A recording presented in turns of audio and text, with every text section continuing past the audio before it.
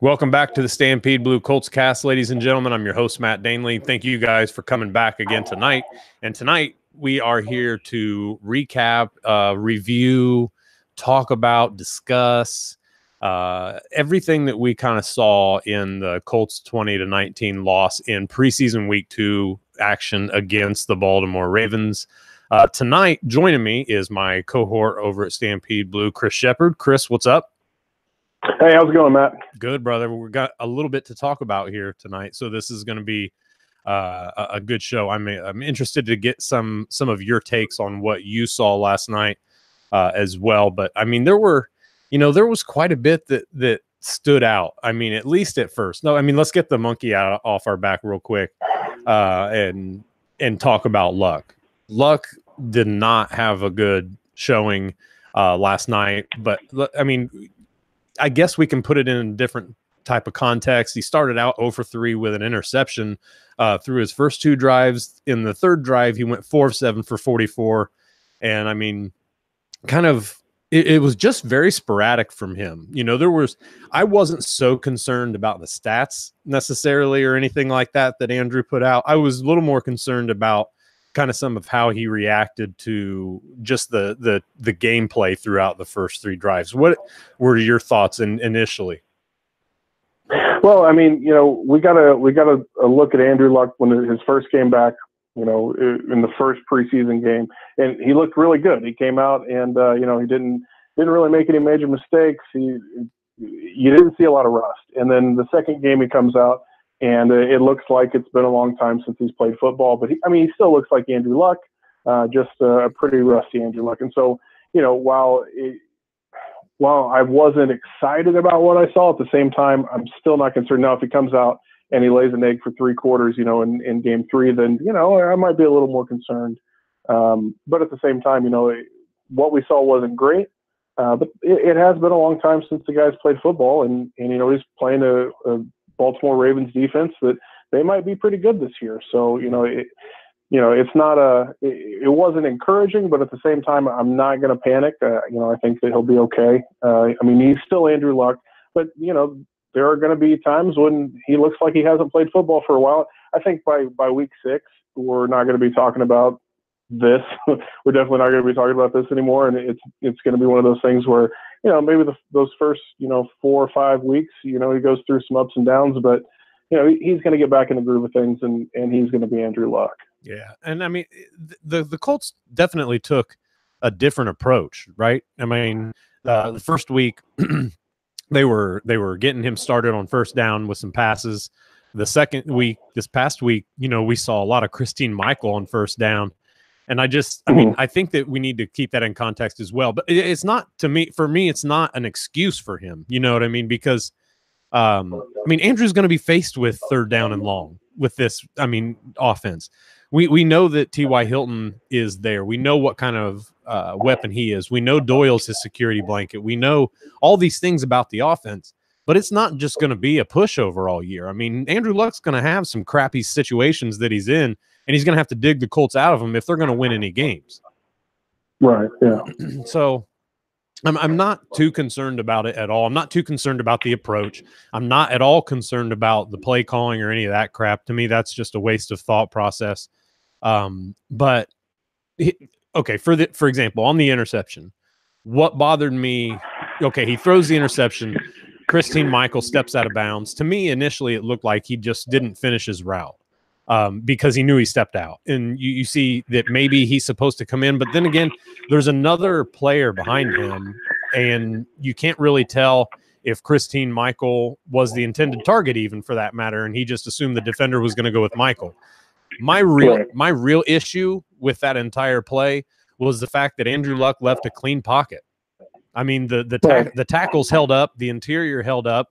He might have had to sidestep. He had a lane to step up if he wanted to. I don't necessarily think that he had to, but he had a lane to step up into if he needed it. So that was what bothered me the most, is that it was like, okay, Andrew, on to Mississippi, man, you don't need to leave the pocket. You know what I mean? That's not necessary for what's going on. So that was what kind of concerned me, if anything, the most on that play. Yeah. Yeah. And I noticed too, there was a play, I think it was actually just a few plays before that. It might've been, I think it was after we punted the ball, they fumbled, we recovered. I think it was after that, but the Ravens, they pulled their defensive tackle pulled, Quentin Nelson inside, and it opened this big rushing lane, and a guy looped around and came through, and Luck looked like he didn't want to get hit. And, I don't know that that's necessarily him being afraid to take a hit. I don't think he's afraid to take it. I think with what we saw with week 1, he got the ball out of his hand so fast. I think that's what Reich has kind of drilled into his head especially for the preseason is, hey, this ball needs to get out quick so you're not taking hits. And, I think that might be a little bit of what he's seeing, and that might have made him leave that clean pocket. Like you were talking about, just the clock in his head, he's trying to speed that up and trying to get that out. And, I kind of feel like he might be responding to coaching and every now and then they say that, you hear people like, oh, he coached it out of him, and they mean that as a bad thing. So, it could kind of be some of that, and Andrew Luck's still going to have to be Andrew Luck. But that play, that interception, that was a really bad decision. And he did make a good decision on that play. And, to be fair, we've seen Andrew Luck make a lot of bad decisions. I don't know how many interceptions he's thrown while laying down on the ground, but I know it's more than 0. So, that's a problem. And, that's something we might just have to live with. He's going to make some amazing plays, and every now and then he might do something like that. And he can still be a Hall of Fame player doing that, but every now and then you're going to think, how stupid could he be? But it's just, I think it might just be part of his game. Yeah, I agree. And we've talked about this for a long time, whether Andrew was going to, look, the Colts had the ball, and they had the ball at the Baltimore 11. It was 3rd and 7. Throw that ball out of bounds and take the field goal, for God's sakes. Right. Right. Exactly. Yeah. It is a stupid play no matter what. But I think as far as, like you said, there's going to be that caveat with having Andrew Luck under center. He is going to be aggressive, and sometimes it's going to bite him in the ass. He's going to be overly aggressive. And and I think you're right. I think we just are simply probably going to have to live with that. So can you imagine having the confidence to think, hey, you know what? I can make anything happen. This is the NFL. I'm playing with the best players on the planet, but I can probably fit this ball in there. So, maybe that's not the worst thing in the world, but man, yeah, you wish you could have that throwback. Absolutely. Let's talk about that for a minute, because you brought it up before the show, and it was something we need to talk about with this running back group. Christine Michael started the game. He had one 9-yard run, and that was it. And he still only had, I think, 27 yards on like 7 carries. If that, I don't remember exactly what he had, to be quite honest with you, but it wasn't that good.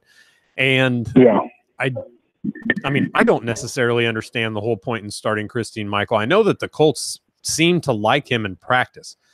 He does show some bursts and stuff. I've seen it, but it's just so few and far between. He hasn't had good hands. Ball security's been an issue with him. So I don't really understand that, even after what we saw from Wilkins. Why not put him in there against the ones and kind of really see what he can do? Or are they waiting for all of that after week 3, or for the somewhat called dress rehearsal? You know what I mean?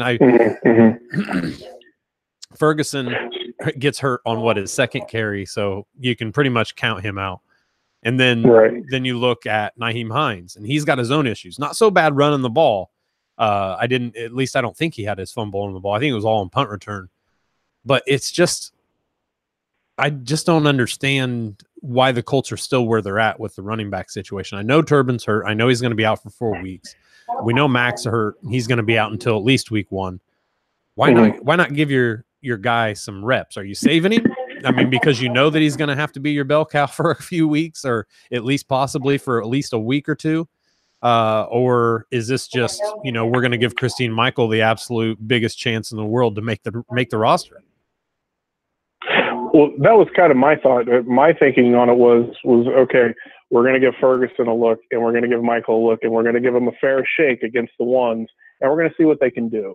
And, that's the only thing that makes sense to me with as good as the other guys, as Jordan's looked, I mean, I can't imagine there being any other reason why you wouldn't give Jordan Wilkins the ball against the ones, unless you're waiting for, week 3, unless you're waiting for that dress rehearsal and you say, okay, I've given everybody a chance to beat this kid out. Let's see what this kid's got. Mm-hmm. And just watching, it's tough because we don't have the all 22, but from the TV angle, watching him just fit into cracks and fit into those small little creases. He runs nothing like Frank Gore at all. They're not similar in any way other than the fact that if there's a small, tiny little area, for whatever reason, both those guys seem to get through it. Mm-hmm. And so that's one thing that I'm pretty encouraged with him. And I want to see him work against ones. I want to see him work with, the only thing that I can think is that they want to give everybody, a fair shake with the ones. Maybe they knew Ferguson wasn't going to make the roster, but maybe they're trying to set an example of, hey, you do the right things, you come in, you work hard, and we're going to give you a shot. And then when you don't live up to it, well, then, that's what happens. So, I don't know. I don't know what it is, but that was the only theory that I had that made any sense at all. Yeah, and you're right. He does kind of squeeze through, but and Wilkins is not a small guy. Wilkins is not like a, right. And neither necessarily was Gore, but Wilkins is very, he's a big boy and he's fairly lean, but he's tall. And that's just not typically a quality you see out of a running back like that. So let's touch on a little bit of news real quick. Denzel Good is expected to be back this week. Apparently Malik Hooker's possibly going to get his 2018 preseason debut as well. Let's talk about Good first. How important is he just simply to have in the mix? I think anybody that we can throw at the right tackle spot at this point and let them work and let them try to improve that spot. I need to give the game another look, another watch through to really go back and see how Braden Smith did on the right. I didn't think he looked too bad, personally. Okay, good. That's good. I was more impressed with him in this game than I was with him in any practice that I saw. Good. It was one of those things where I was trying to bounce back and forth between him and Nelson, and I was trying to watch those two specifically. But I don't know. I don't know if Smith's going to be that guy. He could. I hope that he is. Mm-hmm. If not, it can't hurt to have Good back. It's tough because I really thought Denzel Good was going to be the future at right tackle, but then Me too. We bring in Austin Howard and we bring in different people and he's inconsistent. So we'll see. It can't hurt to have him back and to have more depth and at this point I don't care who they play, but really Raven Clark needs to not be at left tackle ever again. Oh, you didn't like it? You didn't think he did well last night? Well, just the one play where he got our starting quarterback who, who's playing in his first 2 games in over a year, when he just got him absolutely murdered. Yeah.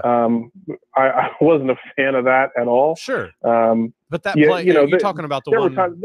There were times when he did well, for sure. But, I don't know I don't know that I want him as our number 2 left tackle.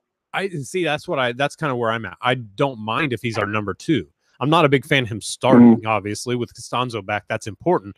But that chip block that Doyle put, on Suggs, obviously, I don't know if it was a miscommunication or if maybe he was expecting, Doyle to do a little more than just chip on him. You know what I mean? Right. And so that's because he certainly did not act like he felt he had any outside responsibility during that. So, whether it could have been just complete idiocy or it could have been, a miscommunication between the 2 or the 3 for that matter. Yeah. But Andrew Luck getting hit like that blindside's not cool. But in general, I wouldn't say I was impressed. But he looked so awkward when he was at left tackle last year to me, when he'd come in and play a little bit of that, and I just felt like he just looked completely out of place last year. Whenever they'd put him at left tackle in the preseason, it just looked like a bad situation. Now that he's there, he looks a little more at home at left tackle. So I'm not concerned with him being our backup. Obviously, I don't want him starting. But here, my thought process is if Costanzo's not 100% by week 1 and he has to play one game, I'll live with that. I mean, don't get me wrong. I'd much rather have a better option. But at this point, the Colts do not have a better option. I didn't hate how Joe Haig played left tackle either the other night. I feel like they've got a couple guys they can put in. Nobody's going to be a starter caliber that they're going to do it with, no matter what. Whoever's on the roster right now, there isn't a single starter caliber left tackle other than Anthony Costanzo. That much is apparent. But right tackle, I was happy with Braden Smith last night. Didn't do too bad. Had a couple harebrained penalties. And just, man, one was like on a drive where it was the Colts come out and fumble first, opening kickoff. And then their first possession getting the ball back, they do what was the I'm trying to think of the line of penalties. There was the fumble. There was a holding on Braden Smith. Then there was an illegal block in the back on the next play by Shontavious Jones. Now it's like, 2nd and 28. And then there was a delay of game on top of that. And then later on in the game, Smith had another holding penalty in kind of a critical situation as well. So I didn't like that. But aside in terms of his ability to kind of do a decent job, I'll put it that way, because like I said, I was not impressed with him at all in practices. So I was impressed with him. It looks at least that he's progressing into that to have the ability to play right tackle. So that was encouraging for me. Yeah. And one thing that I've noticed, so when we did the draft guide, I broke down the offensive linemen, and when I watched Smith in college at Auburn, I wasn't super impressed with his movement skills. I didn't think that he did well in space, and I didn't think that there would be any way that he was going to be a tackle in the league. And one thing, he's really impressed me with his ability to move in space and bend. And that's one thing that I didn't see in his college tape, that, maybe he just didn't have the opportunity, or maybe it's something that, he's come in and Coach Googe has helped him out, and he's really improved there. But, that's one thing I have been impressed with the rookie. He's moving better than I thought. And maybe I just missed, maybe I was just wrong, but I have been impressed with his ability to move in space. No, I think you're right, because I didn't see it either. And I wanted them to try him at right tackle, but it wasn't because I thought he'd be good. I just thought it was, you never know what you're going to find. You know what I mean? You might just find the right guy by, happenstance. So I thought that was important for them to try it. I'm just surprised that it's still happening. I'm just a little surprised that it's still, kind of under construction, so to speak, with him and in this, this attempt at getting him at right tackle. So, all in all, I think that the Denzel Good coming back is important for this team, at least to be able to have some more depth. If nothing else, you've got a guy that you're going to put at right tackle in Braden Smith, possibly, and then you got a backup now in Denzel Good, who you like there to start for the most part, outside of Austin Howard. So let's just hope that Denzel Good, when he does come back, that he's got at least some of what they saw in him to be an immediate backup, just off the jump, off of sight. So Malik Hooker coming back too. This is exciting because now the Colts are actually going to have Geathers and Hooker paired up. And this, I think this makes a big difference not only did we see Quincy Wilson kind of play well last night and, kind of the first time in front of everybody, like, look, this is still what he's got, at a pretty constant rate during games.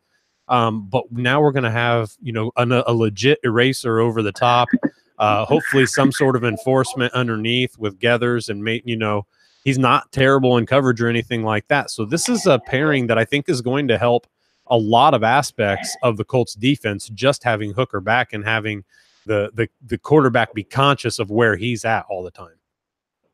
Absolutely. Yeah. And another thing too, it's actually been amazing watching our linebackers. They're flying around. These guys can cover people. It's amazing having linebackers with some speed that can cover, and having those guys underneath, and then getting Hooker back and his ability to make up ground and to just make plays on balls that nobody else is going to make. Having him over the top and having linebackers that can fly around and make plays in coverage, like you said with Quincy Wilson, I think that if Wilson continues to play like he played last night, I think that it's going to be, we're going to see really good things out of Quincy, and it's exciting. It's exciting because the Colts defense, for the first time in a really long time, has a lot of young, exciting talent. I don't know if they're all going to work out as well as what they're looking like they might now, but it's exciting, if nothing else, just to see the speed that's out there. It's good to feel like that we're playing defense in 2018 again. It's cool to see. Yeah, it is. And it may not work out great this first year, but you have to like the direction that it's going and the pieces that they've got in place. So that's always fun. Folks, you guys know about my dude, Mike Ernest. He is the man at the RE/MAX Advanced Realty and Indy Home Pros team. They're the #1 selling real estate team in Indiana. If you're looking for a house in Indianapolis, if you're looking to buy your house or sell your house in Indianapolis or any of the surrounding areas, make sure you guys give my guy Mike Ernest a call. Get a hold of him and his Indy Pros team. They can help put the #1 real estate team in Indiana on your side by calling Mike Ernest at 317-285-9691, or get him online at circlecityforsale.com. Again, that's 317-285-9691 or circlecityforsale.com. Get a hold of Mike Ernest, folks. Doing big things, guys. So, I mean, get a hold of him. He's going to be doing the work for you, and this guy's a dedicated guy. So I wouldn't say it if I didn't know it. Chris, let's take a quick 5-second break right here, and then we'll come back with the second set of the show. All right, man. So let's talk about Hassan Ridgeway here for a moment then. Ridgeway, 4 sacks in his first 2 games. 6 tackles for loss total. I think he's got 4 or 5 hits on the quarterback total. Hassan Ridgeway did it the first week. He did it against, kind of some second and third, fourth team guys. But last night, he did that against first and second team squads, man. Ridgeway's not only solidified himself a roster spot on here, but how much is he an immediate backup now? This is interesting as we get to Grover Stewart and Hassan Ridgeway fighting for snaps, right? We've got Al Woods and we've got Danico Autry. So we have that as in our immediate second wave of interior defensive tackle. I think that's a pretty good start for this Colts front line. Yeah, I think so too. I think surprisingly, I think we're going to have a pretty nice rotation. We're going to be able to see some pretty cool stuff happen. Ridgeway, to me, looks like he's finally found. It looks like he's finally home in a one gap scheme. I mean, seeing the guy in a 2-gap scheme and then come to this Tampa 2 base where the entire point of the defensive line is to get penetration. He looks really good at that, and it's kind of cool to see a young guy who I wouldn't say that he disappointed before, but I don't think anybody would think that he was what he could have been given the athlete that he was in college. So I think that seeing him in a one-gap scheme has made all the difference for him, and being able to see the rotation that we're going to be able to have. That's one thing that everybody talked about with Philadelphia is the rotation that they had on their defensive line and how they were able to move guys in all year long and not really see much of a drop-off. And that was – so I know that we gave up some long runs last night, but the interior of that defensive line, especially against the 1s and the 2s, they looked pretty stout against the run. They give up some contain on the outside, and that there were some issues there. Things broke down. But really, the middle of that defensive line, it was solid. You weren't getting anything in there, and that was, a lot of that was Ridgeway, and Al Woods was in there too. But I think the defensive line is going to be sneaky good, and I think that it's going to be one of the more surprising elements because honestly, I didn't see it coming. I thought that was going to be a position group that we struggled with, and that we were going to be looking to draft next year. But so far, I've been pleasantly surprised. I have too, and some of the talk about this defensive line stunting and stuff and slanting, I think that might play a good part in it. But also, you see both sides kind of bottleneck in there. Once that running back, if he makes once he commits anywhere in between the tackles, it seems like the Colts defensive line is doing a pretty good job of swallowing them up. It's when they get out of there, they spread those ends out and try to get them into contain mode. They seem to have some luck cutting back in against the grain. So that's something that the Colts are really going to have to work on with their early pursuit inside the first 5 yards from the line of scrimmage and getting those runs stopped, not only for big possibility of big gains, but the Colts need that first wave of defenders to be able to make a lot of tackles. That's going to put a lot of opposing teams in a lot of third down situations and 5 or more, and that's something that's absolutely critical for this Colts defense. I think we have to the Colts absolutely have to put teams on the rope early, force them into passing downs, and then force them also not only into just passing downs, but force them into a situation where the quarterback doesn't feel comfortable dinking and dunking because he knows his guys aren't getting anything after the catch. That's where the Colts can be actually dangerous this year. So I'm a little excited to see that. You love seeing the defensive speed on here. And talking about defensive speed, another guy that has played really well that continues to just get talked about as a really good football player. He's playing really well. Nobody really sees him as a starter or even really, much more than that, much beyond that, is John Simon. John Simon has been fantastic, had an excellent sack last night, totally blew up that guard on a stunt. He came inside of the defensive tackle. I can't remember who the defensive tackle was at the time, but he continues to do this. And then there's kind of a side conversation about John Simon, and people are asking if the Colts are showcasing him for possible trade bait. I'll let you hit this one first because I've got a response to this. I wanted to kind of touch on this myself. Sure. Yeah. So first, the play that you're talking about when he came in and he actually, his entire job on that play was to free up the defensive tackle to loop around. And instead he just totally blew it up and went in and made the sack himself. It was a great play. I saw it. So I actually remember watching that play and I remember him coming down. I was like, okay, he's crashing down. Somebody's coming to loop, and the deep, like you said, I don't remember who the DT was, but the defensive tackle comes to loop around, and he's not making it. But then there comes John Simon, a guy that was supposed to be out of the play, and he comes in and he makes a play, and it was a great play. So as far as the showcasing him for a trade idea, I think that a lot of people picked up on that because I noticed it too, and I thought it was strange because he's played so well. He was in there in the fourth quarter against guys that are going to be selling insurance this year. I mean, he wasn't, it wasn't like he was in there only against the ones and twos and then they came out. He was playing special teams in the fourth quarter of the second preseason game. So I think that's where some people had the question. If they are really sold on Toure, then maybe that's what they're doing. But at the same time, man, I don't know. I don't see how you can get rid of a guy that looks as productive as he's been and looks really as good as he's been. What are you going to get back? You're going to get maybe a fifth rounder out of the guy. A fifth rounder is not going to be more helpful than, say, Simon in the regular season only gives you 6 sacks, but he's part of a rotation between him and Toure and a couple other guys that they total 15 sacks between 3 of them. That's pretty good. You're not going to get that out of a 5th round pick 90% of the time. So, I just don't see the benefit of trading John Simon. No, I don't either. And I don't even really get the whole point in the showcasing because, I mean, look, yes, he had some snaps against the ones and twos, but don't you just keep him in there against first and second teams if that's what you're trying to do? What good are you doing to showcase him against, like you said, guys who are going to be selling insurance? That doesn't prove anything. That doesn't show teams anything that he can win against 4th-string guys. I think that if they really were showcasing him, they'd have had him in and we would have been seeing him early in the game and a lot. And I think that would have been the case. I just don't see that. I don't understand why he was in the fourth quarter because we saw Basham. Basham was playing in the first half as well, but Basham was also playing in the fourth quarter.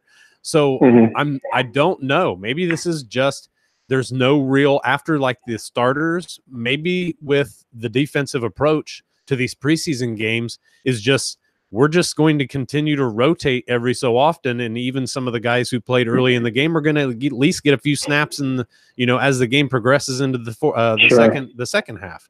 That would only make sense to me. I guess that's the only thing that would make sense to me, other than the fact that we saw several of the guys playing in the fourth quarter. It wasn't just John Simon. John Simon seemed to be the most noticeable one because he's just always so active. You always see him doing something, even if he's not the guy who's actually conducting the tackle. So I think that's probably much ado about nothing. I would think, and I agree with you, that is John Simon is not worth a 4th, 5th, 6th round draft pick right now for the Colts. What he's worth is for everything he's teaching the guys who are coming up under him right now, and all the effort he's showing the guys that are the young guys on the defense that are behind him, how it's actually supposed to be done. He would last year. I mean, think about this. If Simon would ever to have been traded coming up, if he's ever traded, then the Colts will have lost 2 of their most productive front 4 players, or well, I guess front 7, because he was a linebacker last year, but 2 of their best front 7 players of the team last year, and that would be Hankins and Simon. I mean, those 2 guys may have not. I mean, Simon didn't play the entire year, but if he had, he would. I have to believe he would have been right there with Jabal Sheard in terms of sacks. I mean, he was extremely active. He got his sacks underneath, kind of like he did last night. He got some sacks off the edge. So, I mean, he's a guy who is dangerous from anywhere. I mean, we saw him the other night when he created the sack for Danico Autry in first preseason game. He came down and crashed that offensive guard into the center. And Danico Autry, who was looping around, he came free and he got the sack. You know what I'm saying? He just does so many things that people don't really see in the stat books during a game. And that, to me, is priceless on a defense, especially with a bunch of young guys. And he's not old, but he is enough of a veteran and enough of a ball player that these guys are learning some valuable lessons, I think, from him. So that, to me, would be just bonkers for the Colts to do that. It would make no sense. Yeah, he's one thing that you said. He's a really unselfish player, and what I mean by that is, like you said, when he's running those stunts in, he's not running those stunts for any glory for himself at all. He's running them in to free up his teammate, and he does that with more effort than most guys who run that play. Because most guys who are running that in to crash the guard down into the center, they know, okay, I'm doing this, but I'm not the guy on this play. You don't see that type of effort that Simon gives. Simon gives great effort on those plays. He actively works and tries to get his teammates freed open, and I think that's why it's been effective. It was effective in the first game, and I don't know what happened with the defensive tackle that looped around in the game yesterday. Right. But because of that great effort, he was able to come through and he made a play himself. So the guy gives great effort on plays when he's not going to be the guy that's going in and getting the sack or making the hit. So it doesn't make a whole lot of sense to me. But what do you think the chances of Basham making the roster are? Because I know he's a second-year guy. I know he's a third-round pick a year ago. Other than the blocked punt that he had last night, I haven't seen anything out of the guy. Do you think he makes the roster at this point? I am so conflicted right now, Chris, about Basham, to be quite honest with you. I really don't know. I don't know. I think that you benefit from cutting a guy like that when you've got a guy like Dallaire who's definitely showing some signs of being, a real playmaker possibly off the edge. I mean, Dallaire, threw a fat spin move last night. He got some interior pressure on another play. Dallaire has, he showed more in that one play where he did the spin move on the right tackle or the left tackle than Basham has shown in a season and a preseason. Yep. I just hate it because I think that right now Chris Ballard is having this very conversation, if with nobody else, himself, because he does not want to give up on a third-round pick. But at the same time, man, roster spots are valuable. You know what I mean? And the Colts really have to get the best talent on this roster. Could they use Basham? Sure. But maybe for special teams like they have been using him, I just don't ever see him I still don't ever see a counter move from him. His bull rush is not to the point where he doesn't need a counter move. And I don't know. Because right now, if I'm like legitimately counting to 53, I didn't draft anybody on the field, I'm not keeping Basham. Yeah. And I don't think that somebody asked me this the other day and they said, do you really think that, like, for example, let's say like a Ridgeway, if Ridgeway wasn't having a good preseason or not as good a preseason as he had, is there some way that Ballard, simply because he didn't draft him, why would you not pick that guy on your roster just because you didn't draft him. It's not just because you didn't draft him, but it's also, we talk about this with everybody. No, this guy doesn't have any ties to him, so watch out. He could be gone.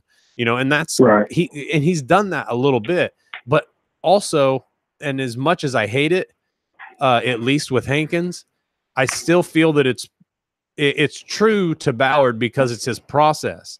And let me kind of explain what I mean by that. He got rid of Zach Banner last year after drafting him, in the 4th round? Yeah, late 4th, early 5th, I think, something like that. Okay, I think he 4th. I think he was the Colts' first 4th round pick that they had last year, and I think Marlon Mack was drafted after him, actually. So he got rid of him. He cut him. And he basically said, look, this guy's not working out. Hey, it's a draft pick, but I'm not dealing with it. Regardless of what I think or what we think about how stupid it was that Hankins was released, Ballard didn't think it was stupid. He didn't think that he was a scheme fit for this defense, and he cut bait. And he was, you know what I'm saying? So, I mean, it's his process, and I think, I guess I don't love it, but I respect it. You know what I mean? And so my thought process on this is that Ballard's going to continue to do what's best for this team. And if he thinks that Basham can offer something else, he might keep him on. But I would not doubt it one bit, honestly, if Basham's gone. And that seems like giving up. And that's a lot of draft capital to give up on a guy. But, man, there's guys right now that you've got that are better than Basham, and 2 of them are rookies. Yeah. And you got another guy that didn't even play football last year, man. I know. You got him off the street a week ago. And he's shining. And he looks good in practice. And he looks good in the preseason. And Basham doesn't. He just doesn't. The thing. I had to Google who number 75 was. I saw this guy with these long dreads come in the game wearing number 75. And he, like, the first play he's in, he jumps off the screen. I was like, who was that? Yeah. And I had to Google it because I knew that we signed him. I didn't know he was wearing number 75. Hopefully after roster cutdowns happen and he makes the team, hopefully that number changes. It doesn't look good on him. But no, I didn't know who the guy was. I had to look him up, and that guy's coming in and making plays that Basham just hasn't shown that he can make. I'm in the same boat with you. I think that his only realistic path, I don't know personally, I think his only realistic path is to keep making plays on special teams and to really be a special team standout, because like you said, his pass rush moves just aren't there. He's not showing any explosion. He's not doing anything to warrant a roster spot. And I think the roster spots, especially with the defensive line, they're going to be tough to come by this year. Yeah, I definitely agree. This is a team that's hoping to ascend, not hang on to dead weight. And if Basham turns out to be dead weight, I don't know, man. I don't know. Like I said, I think that I'd let go of him. I just don't know if Ballard does, and I don't know that he gives a crap, to be quite honest with you, about where he spent a draft pick. I would continue to love to see him own up to mistakes and just say, look, I thought Basham was going to be really good. He's not. That's just all there is to it. And I don't know that we think that he can develop. You know what I'm saying? Because there's a lot of potential in him, but man, I don't know. So last night, we'll talk about the running backs real fast here, but it's a combination of the line and the running backs. The Colts averaged 3.1 yards per carry last night. Does that bother you? I know it's a preseason game, but just in general, from what you saw up front, between the running backs and the line, the combination of the two, the way that the running back and the line were their amount of chemistry. What do you glean from that, if anything? So I didn't notice, and again, I'm only on one watch through, so I would have to watch the game again to be absolutely sure. But I didn't notice a lot of pulling last night. I didn't notice either guard really getting up and getting out. And in the first game we saw that a little bit more. But just based on what I've learned about Frank Reich's history, I think that we're going to see a lot of pulling guards. I think that obviously we didn't draft Quentin Nelson only because he's a good pulling guard. But when you watch Quentin Nelson from his Notre Dame days and you watch him pull, it's actually kind of amazing. I've never seen a guy that good in college pulling and kicking guys out. which doesn't. I mean, it's not a thing on a football field that a lot of people get excited for, and I know that I'm a total nerd because when I see Quentin Nelson just flatten a guy pulling out, and I'm like, yeah, that was awesome. I know I'm the only guy in the world that's doing that, but I think that we're going to see a lot different run concepts than what we're seeing right now in the preseason. I don't think that they're showing a lot. I think that we're going to get we're going to work in some zone, and you're going to see some guys pulling in zones, and it's going to be some really cool stuff that they did in Philadelphia last year, and stuff that if you go back to when Reich was in San Diego, now LA, the Chargers, when he was with them, they blended some man running concepts with some zone blocking schemes, and they did some pretty cool stuff there. I think that everything was pretty straightforward. I really don't think they showed anything like they're going to show in the regular season last night. It doesn't really worry me, especially given the fact that we saw Christine Michael in there. I just don't know that there's any way that the coaches can be honest with themselves and start Christine Michael week 1, even if Marlon Mack is hurt, even if Robert Turbin is suspended and or hurt. No matter what the case there, I don't think you start him. I think you've got to start Wilkins. I mean, maybe there's something, I don't know. Maybe Wilkins isn't doing something right behind the scenes. I don't know. But I think that with Wilkins in there, with them running more the run schemes that they want to run and getting those guys to pull and kick guys out and there's going to be an element of misdirection, I feel like, in with what they're going to run during the regular season. So when you get some of that misdirection in there and some of the things I think that you're going to see them do, I don't think 3.1 in the second preseason game is really that big of a deal because I don't think they were showing anything. I could not agree more. Okay, so let's talk about this next group. We had Ishmael, Rogers, Doyle, Pascal, all with at least 2 catches last night and all averaged at least 13 yards per reception. A couple of these guys in Pascal and Ishmael, both really in the hunt right now for the wide receiver position. How much have you paid attention to the receivers? I mean, you also got Kason Williams in there, who I think is heavily in the mix with KJ Brent out. Krishawn Hogan seems to be injured again. I think these two are legitimately in the hunt for at least the wide receiver number 5 spot. Yeah. Well, so Ishmael came up with that big catch. He went up and he got it and just over the fingertips of the defender. And, and they always talk about, going out and making a big play, getting noticed. I think that he did that last night. I think that he's probably going to get more of a look earlier on next. I don't know, how much of a look he gets early on, but I think that he'll get a bigger look. As far as everybody else, I know there were some guys that made some good plays, but at the same time, for every big play I feel like that a receiver made, there was also a big drop that came right before it. So, they're definitely inconsistent. I think that there's some potential with the group. I am worried that it's a problem. I'm worried that Ryan Grant isn't maybe the guy that we hoped he could be. And if Ty doesn't get healthy in a hurry, we've got Jack Doyle, we've got Eric Ebron that we still haven't seen, and I'm hoping they're just hiding Ebron for the regular season.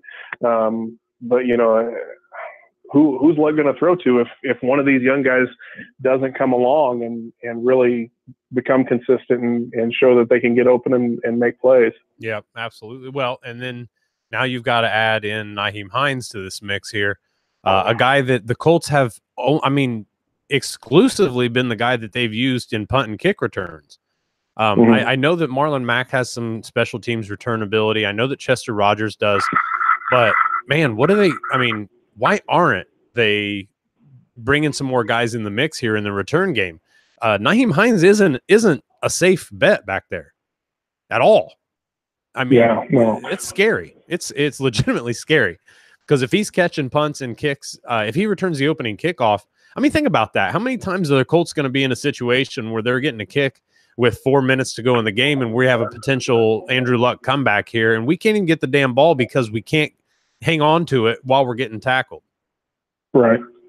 Yeah. And, I think that's one of those things that I feel like the coaches are in a tough position there, right? Because number one, You got a kid back there who, you know, he's ready to go. He's ready to return the kick, and he goes out. He returns the kick, and you have a lot of faith in him. You really believe in the kid. He's fast. You've seen it in practice. You really believe that he's going to be something special as a kick returner. He goes out and he fumbles the football. So as a coach, now you're looking at it and you're going, okay, am I going to pull this kid? Well, you know, I don't really want to destroy his confidence. I don't want him to think that if he screws up that he's not going to get to play again. So, you know, it's the preseason. Do I send him back out there, or do I pull him off and give somebody else a chance to do it? And I feel like that they're showing that they have a lot of faith in Naheem Hines, in his ability to return kicks. As a fan, it's absolutely frustrating because I want to see anybody who's not giving the ball away. Right. I don't care. Get the ball to the 20 and fall down. Like, that's better than giving the ball away. You know, so it's frustrating, but at the same time, I could see why if they really believe in him and they really believe that he could be something special with the ball in his hands. I haven't seen it yet, which is disappointing because I thought Naheem Hines would be a lot of fun to watch.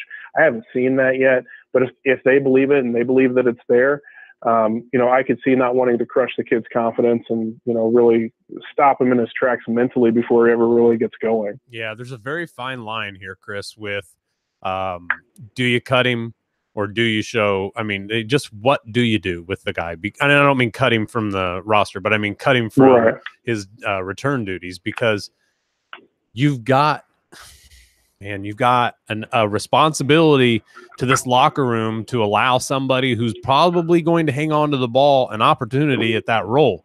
And you keep giving it to a rookie who hasn't done anything really to deserve it since the Colts have started their preseason. So there is, you know, look, Naheem, sit down. Look, man, love you. We got a lot of faith in you, but you're going to give away the ball too damn much right now. You're going to have to earn that back, period. And, you know, we love you. Dap it up. We're going to go try again. You're still on the team. We still think you can be a deadly receiver. We still think that when you get some space in the open field that you can make some things happen, especially in the screen game. They're still going to use him. Look, just not returning kicks right now, man.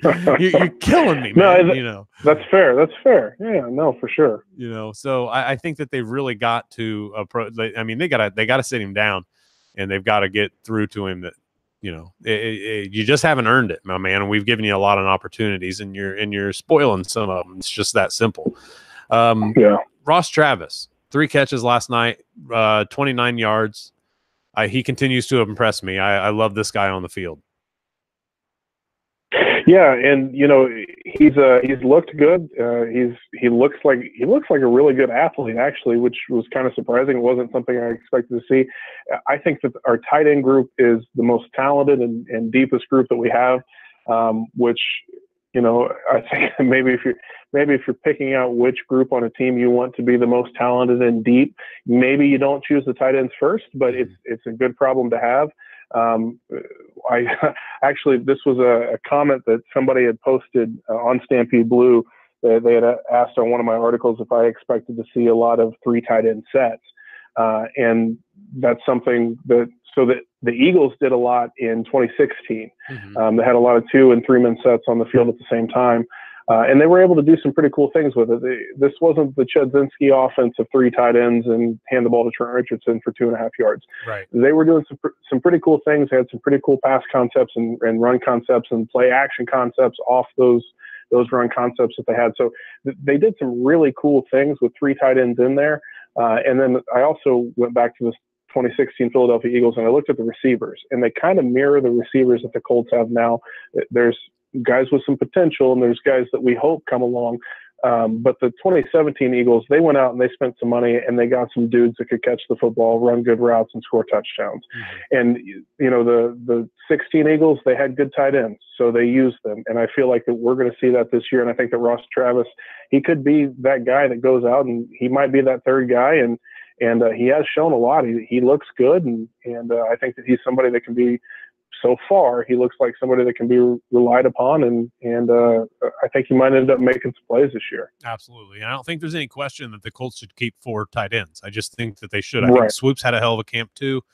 I mean, just keep them. You can afford it because you've got some guys with some special teams help in the corners and just whatever. I think that they've got enough of all that. They've got to keep guys who are going to be effective and can come in and out and offer different skill sets too. Because you've got Swoop, who's kind of, in my opinion, we kind of keep trying to liken him to Ebron. I really think he's more flashy than Ebron, and flashy as in speed, like raw speed. So I think that he actually might be the guy there that really opens up the deep part, if at all possible. He's going to be deadly on wheel routes, but I think you've also got a nice combination with Doyle and Ebron and Travis of guys who can not only play the seam, but they can play the flats. They can come across the field, and they've got some solid speed. And then when you look at Doyle, he is just an expert route runner, and you see how well he does that, especially in the red zone, which is absolutely critical to this team. So I think you have to keep all four of those guys, to be quite honest with you. And I just think that this year, this offense depends on that. And that's honestly, like you said, they're going to use those tight ends. Why would you not want to allow this 6'7" guy who can jump, run, and catch a spot, a very open and popular spot there where he's going to be a popular guy with the quarterback, rather. So I don't think there's any chance they don't keep four, and I think that Travis and Swoop are 3 and 4 in some regard, one way or the other. So they definitely are a fun group to watch. Zaire Franklin, Darius Leonard, both rookies, led the Colts last night in tackling, 9 and 7 respectively. Grover Stewart had a good game.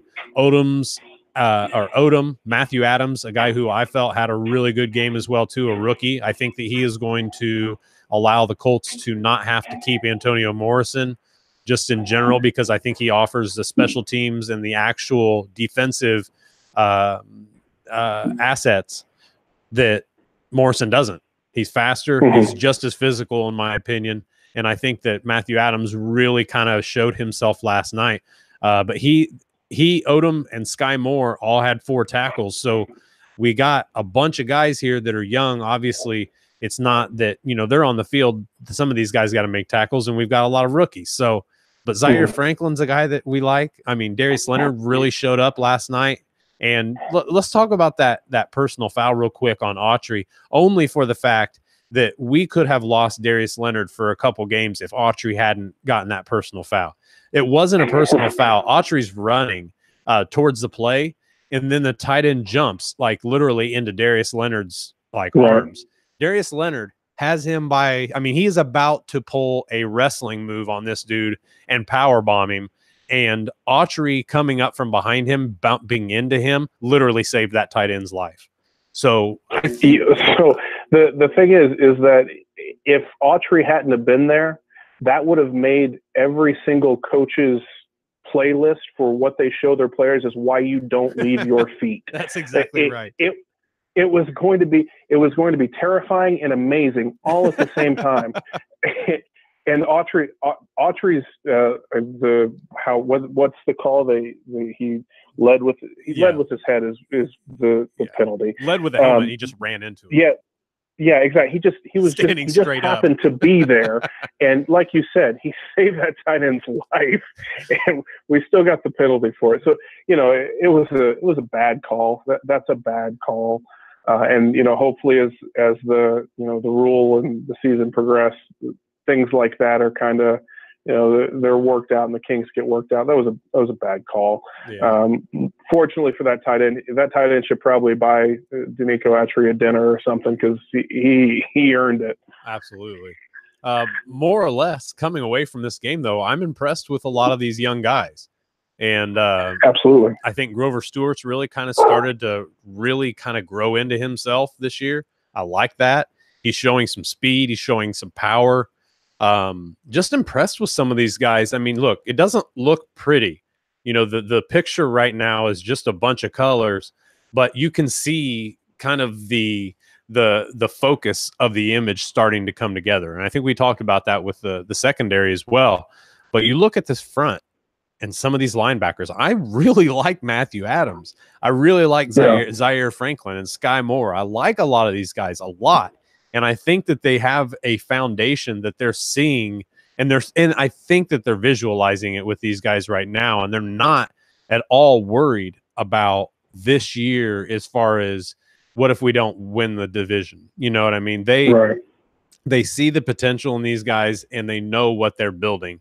And I think it's still going to be an exciting season. I try not to take too much away from preseason, but you like to see guys who are physical. You like to see guys who are reacting to the ball well, and you like to see guys who are getting better.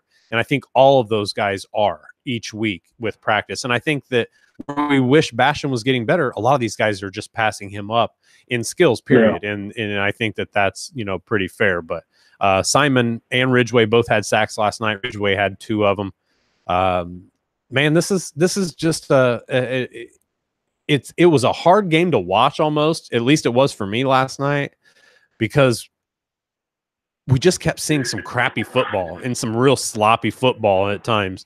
But in general, when you see, I guess if you see Darius Fountain out there, he didn't catch a pass. He had a couple opportunities to get a touchdown, but it's just not there for him. Okay, I'm not too worried about him because he hasn't been in practice and he wasn't showing much before practice. However, he's been better still since before he got hurt, and that's good. So he's not on the radar yet, but he's got 2 games left. We'll see what he can do. But more or less, just in general, I think that this Colts roster, they've got a chance, Chris, to win this division, man. And I think I'm putting a bet on them. I really am. I know it's a way underdog bet, but that's why I like it. Well, so the thing is that anytime you have a quarterback that is Andrew Luck, you've got a chance to win 10 games, and you just do. And I think that a lot of the national media and a lot of fans of other teams, it's easy to look at a guy like Luck and to hate on him and to forget how good he is and how good he was. But anytime you've got Andrew Luck, you can win 10 games if you have just anyone around him. And I feel like that the Colts do. I feel like that anytime, how many picks did Ballard have to play? He had 11 draft picks. Yeah. Anytime you have 11 draft picks, if you aren't Sashi Brown, you're going to hit on maybe 4 or 5 of those guys. Just the odds are you're going to get 4 or 5 guys who are going to contribute. You're probably going to get 4 starters out of 11 picks. If you're really good and you get really lucky, because let's be honest, if you're hitting picks in the 5th, 6th, and 7th round, you're probably getting lucky. Nobody's saving a guy for the 6th round. If you think that he's going to be a starter, you're taking him in the 2nd round or the 3rd round. You're not waiting till the 6th round and hoping that he's still there. So, 5th, 6th, 7th, you're trying to identify traits that you like. And, he seems to have done that, like you said, with some of the linebackers that he got. Zaire Franklin, I think that he's flashed. He's looked fast. He's looked athletic. Sky Moore, I want to know what was wrong with Sky Moore, why he wasn't drafted, because that dude, he should have been drafted. He's good. The entire team, they're young, they're exciting. Like you said, it's going to be fun to watch them. And it would, sitting here right now, it would not surprise me a bit if in December we were talking about the Colts competing for, the division crown. Wouldn't surprise me at all. So yeah. It's going to be an exciting year. And at the same time, if, we're sitting there and we're trying to get to 8-8, also wouldn't shock me with that either. I hope that's not it. I hope that, we're in that 10, 11, 12 win range. That would be great. And I think that we could be, but there's a lot of new, there's a lot of unknown. And we've got a first-time head coach, we've got a first-time offensive coordinator, and we've got a first-time defensive coordinator. So there's going to be some bumps in the road, and there's going to be some things happen that probably leave us all scratching our heads. But everybody's young, and they're going to get better. That's the amazing thing about young football players, is they tend to get better. Absolutely. So, I think that we can agree that I don't know, maybe not. I don't know how much we can even take from the dress rehearsal in week 3, but we can agree that we can't really take a bunch away from preseason in general.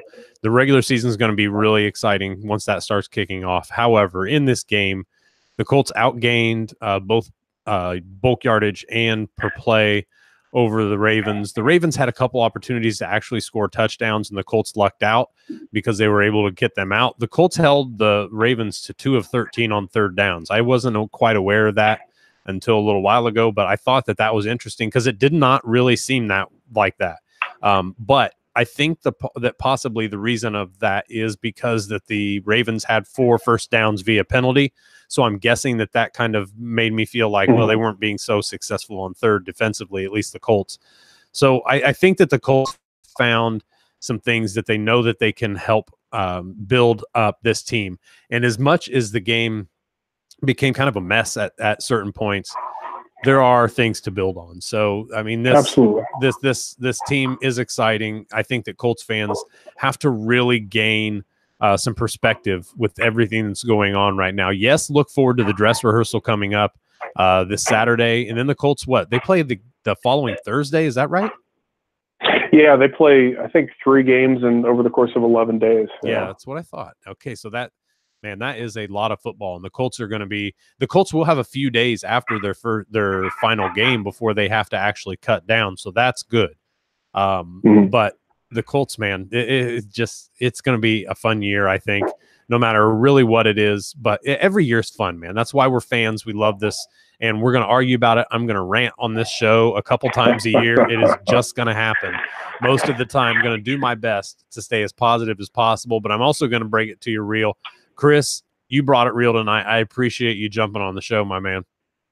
Hey, it was a lot of fun. I really appreciate being here, and yeah, looking forward to this year. Absolutely. We're going to have you back. Chris is going to be on the show as often as we can have him on as well. He's like me. We don't have anything better to do than talk about Colts football, so that's what we're going to do. But thank you guys all for listening. Thank you guys all for watching. Check out Stampede Blue for all your latest Indianapolis Colts news and analysis every single day, multiple articles up.